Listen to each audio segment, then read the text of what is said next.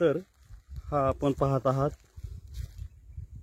कृष्णकांत दादांनी पकडलेला साप, ज्यांनी की आतापर्यंत लाखो सापांना आतापर्यंत म्हणजे जीवनदान दिलेलं आहे।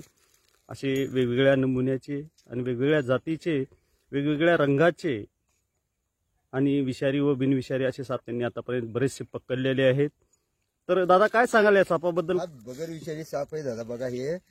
आणि इथं त्या लोकांनी, जिथं मला कॉल आला सकाळी, सकाळी 6 वाजता कॉल आला, तर त्या लोकांनी इथं त्याला जखमी केलं होतं, मारलंय त्यांनी, इथं मारलं होतं। पण मी पोहोचलो आणि याचा जीव वाचवला। असं का? त्याला जखम झालेली आहे का दादा तिथं? जखम झालेली आहे, बर पाहू बर शकता आपण, पाहू शकता जखम झालेली आहे त्याला, 1-2 ठिकाणी जखम झालेली आहे। आणि त्याला आपण मलम बिलम पट्टी करून आपण त्याला कालपासून ठेवलं होतं, पण आज आपण ह्याला रिलीज करणार आहोत। असं का? वा वा वा वा, खूप छान काम असं करतायत तुम्ही दादा। त्याची जखम भरून जाईल ना? हो, भरून गेली ना, हे पहा काल कशी होती आणि आज बघू शकता आपण, हे संपूर्ण जखम भरून गेली, त्याची मिळून गेली जखम पूर्ण।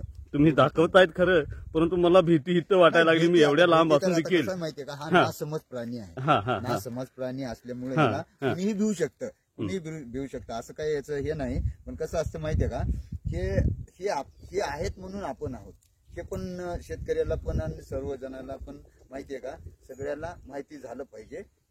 बरोबर आहे की म्हणजे प्रत्येक सजीवाला जगण्याचा अधिकार आहे आणि मारणं हेच योग्य नाही, चुकीचं आहे। बरोबर आहे, दादा म्हणतायत की पूर्ण साप हे विषारी नाही आहेत आणि त्याच्यामुळे कुठलाही जीवाला धोका होऊ शकत नाही। हा साप बिनविषारी आहे। आणि हा कुठल्या जातीचा साप आहे दादा? हा तस्कर नावानं ओळखलं जातं आपल्याला, आपण याला तस्कर जातीचा साप आहे हा। आणि हा कोणकोणत्या भागामध्ये आढळतो?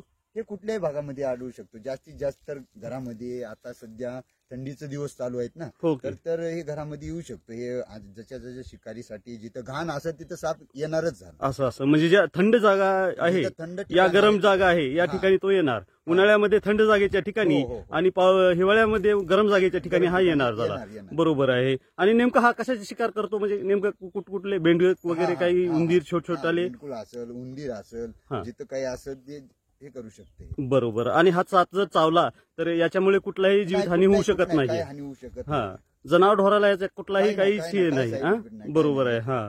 बगर विषारी साप आहे। बर, वा वा दादा, खरोखर तुम्ही स्तुतीसुम्य सामाजिक कार्यक्रम करत आहात। तुम्ही असे साप पकडतायत, त्यांना जीवनदान देत आहेत, म्हणजे तुमचं एक खूप मोठं निसर्गासाठी योगदान आहे असं मला वाटतं। या व्हिडिओमधून सांगावंसं वाटतं, आपल्या प्रेक्षकांना पण सांगावंसं वाटतंय की त्यांनी आतापर्यंत जे साप पाहिलेले आहेत त्यापैकीच हा एक साप आहे। आणि याचा रंग पाहू शकता तुम्ही कसा आहे तो। आणि हा साप बघा किती सुंदर असा साप आहे, याचा रंग बघा दादा। मला खरंच भीती वाटते, तुम्ही धरताय खरं, पण मला भीती वाटते शूट करताना देखील। कृष्णकांत दादाचा हा जो साप पकडण्याचा जो उपक्रम आहे तो स्तुती करण्यासारखा उपक्रम आहे। त्यांनी आतापर्यंत वेगवेगळ्या जाती, आतापर्यंत किती साप पकडले असतील दादा? आपण अनेक साप पकडले असतील, बघा मी 2009 पासून साप पकडतोय। 2009 पासून पकडताय? बरोबर, आता पकडतायच म्हणजे तुम्ही। आणि प्रत्येक सापाला तुम्ही जीवनदान दिलेलं आहे, बरोबर आहे। लोक मारत असतील तरी त्याला ते तुम्ही पकडून रिलीज केलेलं आहे, निसर्गाच्या सानिध्यात सोडलेलं आहे, बरोबर आहे। असे काय लोक आहेत ज्याच्यामुळे पृथ्वीचा समतोल आजही टिकून आहे, कारण प्रत्येक सजीवाला जगण्याचा अधिकार आहे, तो निसर्गाने दिलेला आहे।